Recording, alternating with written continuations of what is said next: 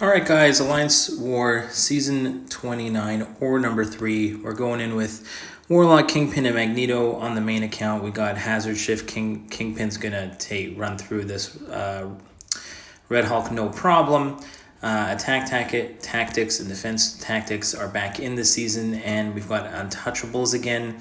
And this one is not too bad. It's just if they miss or evade, then I think they gain power, which has not been too bad.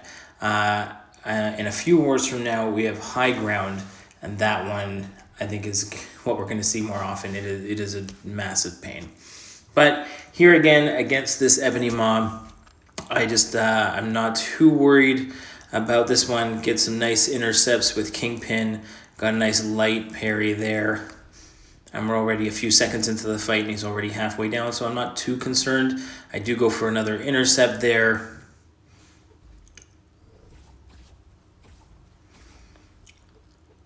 Now, when he throws that special one, I want to make sure that falter disappears, and then I go back in and finish it off. No problem. Here again, Mysterio, he does have the global active, and I'm going to go in with Magneto to completely shut down the global node. So I don't have to worry about if he throws that special 2, that if you attack into him and you miss, that he's going to gain a bunch of power. Because obviously against Mysterio, I'd rather have him throw special 2s. But with Magneto, I don't have to worry about miss because Mysterio is #metal. So no problem here with Magneto.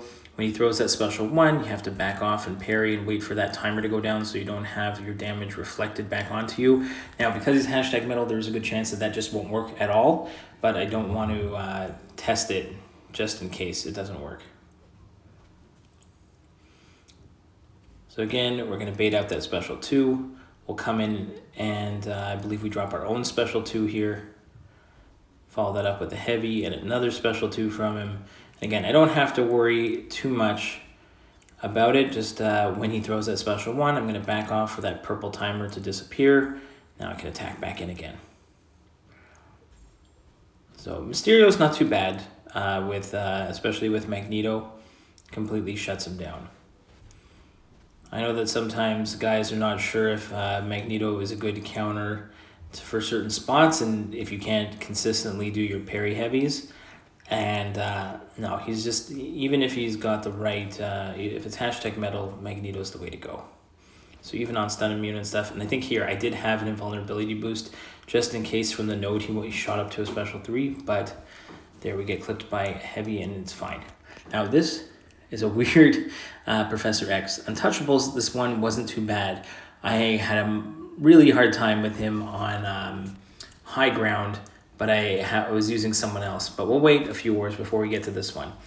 Now, here the problem is if you don't, it's a great placement, I think, with Professor X on this node, but except look what happens here. He went completely invisible. I can't even find where he is. And then he pops up. Luckily, I had an indestructible boost still on, and I get saved from getting destroyed there. And that was just completely nuts. I know it's his weird animations where he kind of phases back, but he phased back into oblivion. He wasn't there at all. Now the hardest part here, at least Warlock with his special 1 has a bunch of hits on it, and the special 2. So here with the aggression prowess, it's very annoying, and especially because you can't hit him consistently. So I going here on Mixmaster with a combination of medium light mediums, heavy attacks. There he kind of disappeared again on me.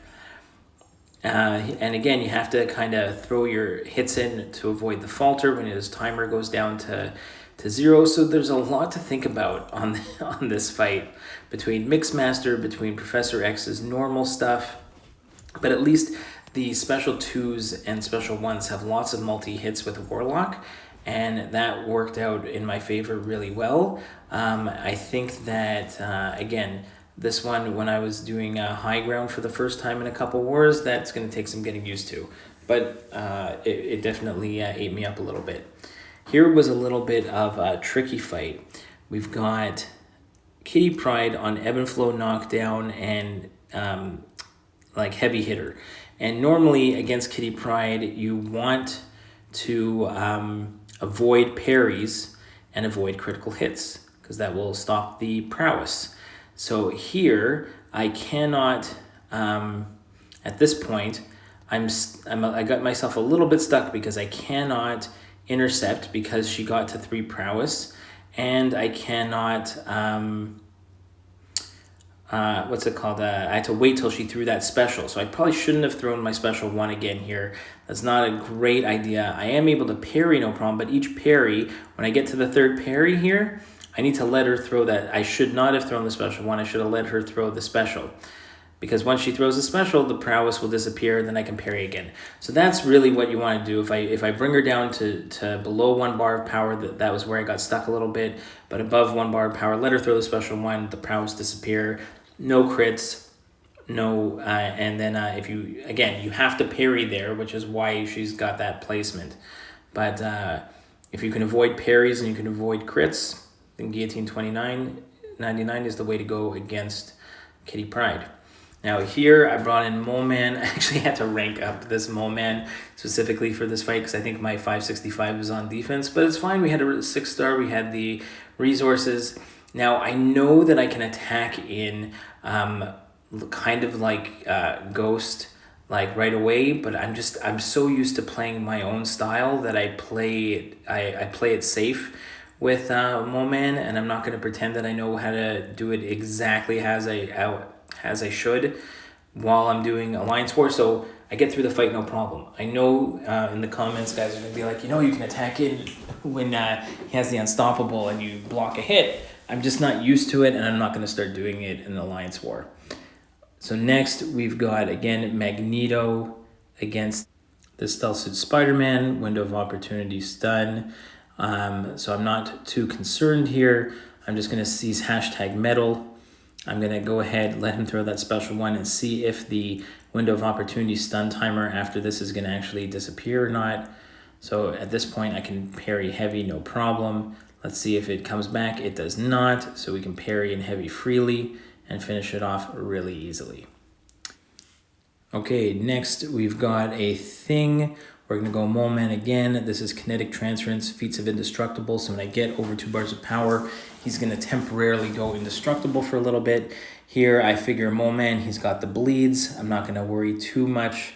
I still have to keep track of his rock stacks, but because Mole Man's going to get the bleeds when he has his monster mass built up, then I'm not going to worry too much about it. So here I'm just going to play him normally at the moment, let him throw that special 2. Now I know this was kind of silly. I didn't need that special 2 at that point because I should have waited for the indestructible to go away, but that's fine. Sometimes in the heat of the moment, you're just so used to throwing it. But that's no problem. We can parry heavy, no problem here. Again, just keeping track of those rock stacks. He's only at 7, only at 8. And again, we've got some of the bleeds coming in here to keep it down. So I'm just keeping an eye on it. If he gets too close to 15 like he is right now, I'm going to go ahead, hit into the block, let him throw that special 1. Again, he's got this time I waited, but I got clipped a little bit, but it's not a problem. We're going to go ahead. Now we can throw a nice big special 2. And again, the rock stacks are back down again, not too concerned. And now we're going to be doing a lot of nice damage. Let him throw that special 2, and then we're critting like everything here. The bleed's on, keeping the rock stacks down. Get clipped a little bit, but that's okay. And Mole Man's going to finish this guy off. So pretty happy with the Mole Man here in those couple fights for him. Now we go back onto Path 5. We got the main account here. We've got an Immortal Abomination on Ebb and Flow Intercept. We've done this fight with Warlock so many times throughout the last couple seasons. Not really a problem here. I am kind of trying to get the intercept in. I get it right there. Now, I don't know. Sometimes I can dash back like whatever it is, the 3 or 4 times that you need to do to avoid eye bombs special one, and then sometimes like there it just wasn't going. So I think the next time he throws it, I'm just gonna go ahead and take a bunch of it on the block, avoid it at the end, and then attack back in just because it wasn't. I don't know. It didn't work the first time, and then I don't want to start messing with it because these Alliance war fights can get out of hand so fast. So we get a nice little intercept, drop that special 2. And I-Bomb is almost done here. And we finish him off with a special 1. So that went nicely. And then we've got another Nova fight on Ebb and Flow intercept. We've done this so many times with Magneto. Anytime I see Nova or a hashtag metal champion, for the most part, Magneto is the answer. Even if I can't parry heavy here, I get my intercept in, but it didn't trigger the Fury. But it doesn't really matter. I'm going to build up to a special 3, and I'll get my own Furies that way, and I'll do plenty of damage here against this Nova. It's just a lot of consistently evading his special 1. I try to get a few prowess there before I drop a special 3, but I feel like a record on repeat here. I've done this fight so many times. And again, like I've said, for like every war, I am boosted up at least a little bit for each fight, if not a lot, depending on what boosts I have. I did speed up the fights just a little bit because here we had another 15 fights. So we don't want the video to get too long. So I try to keep it in the 20 to 25 minute range. And again, I'm hoping not every war is going to be perfect. Not every one is going to be deathless. And I hope that my deaths can help you in the future. So here we've got again this we've got Captain Marvel here on this one is just isn't too bad here on path 5. I actually had a Captain Marvel on Window of Opportunity stun when I opened with with Highground, and that was rough. So again, I'm just thinking about like a few wars ahead because I'm a little behind on the recording, but this one didn't go too bad. As long as Captain Marvel is willing to throw her specials. If she's not willing to throw her specials, it can be really annoying there. Luckily, I had an indestructible boost on.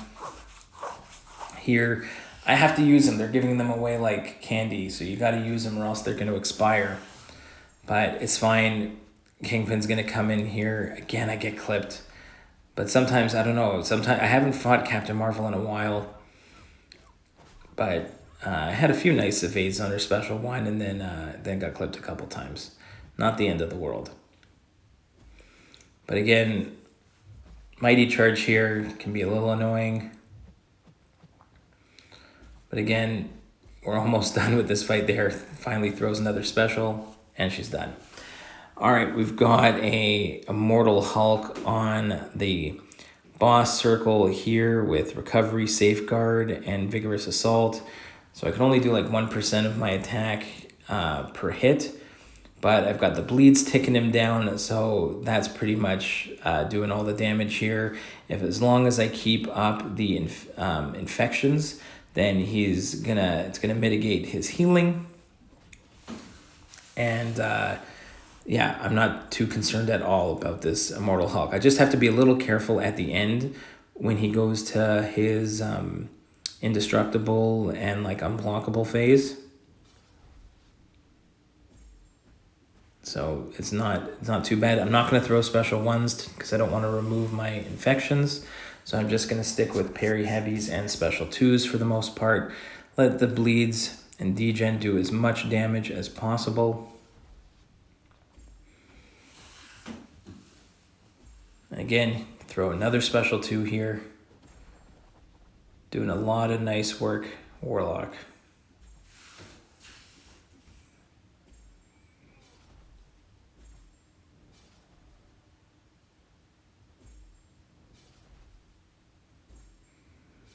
So now I just have to back off while he's got his indestructible phase and unblockable phase, and then you can see he's still at 1%. Now, I don't know what happened there. He went from 1% and he went straight into a second unblockable phase. I don't know exactly what happened there, but luckily I was paying attention enough to notice. Maybe someone in the comments could tell me exactly what happened. I haven't looked up to see what that might have been, but that's fine. Here we got Killmonger on hazard shift, stun immune, and it doesn't matter for Kingpin. Kingpin's just a monster. It's unbelievable on all these hazard shift nodes. Doesn't matter, stun immune. I've taken so many now in the last season and a half. It's awesome. Really, Kingpin's just a monster. Like the self-healing from his own rage debuffs, amazing. And then the degen to remove some ability accuracy, awesome. The fact that he's shrugging off the hazard shift debuffs, amazing. And he just is completely plowing through these nodes. So again, bait another heavy, attack back in, just spam those special ones, and Killmonger is gonna drop. Okay, next we've got HitMonkey on the node here. What is this with brute force, spry, limber. So we've got our friend the Kid putting on our guidance boost this time. Shout out there. And we can go ahead and we can parry freely against this HitMonkey. Just bait his special ones, wait for his little timer to disappear, or at least parry in between, and we can just keep hitting him, no problem. We can spam specials. We can just bait his specials. He's got recoil, so every time he throws a special, he's taking damage. I'm not using Guillotine 2099 for a boss, so I'm not worried about holding for a special 3 on this particular fight, because I'm not going to be using her anymore.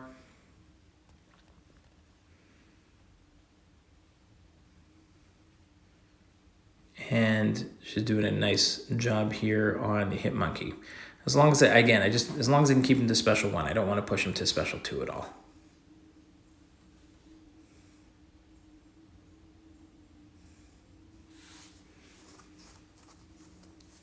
So one more parry here, and that should do it. And he's done. Now we've got a big, I believe this is a 6-star, what is it? We got a 6-star rank 3 Dragon Man boss. And I'm going in with Magneto just to avoid, to get rid of his power gain buff.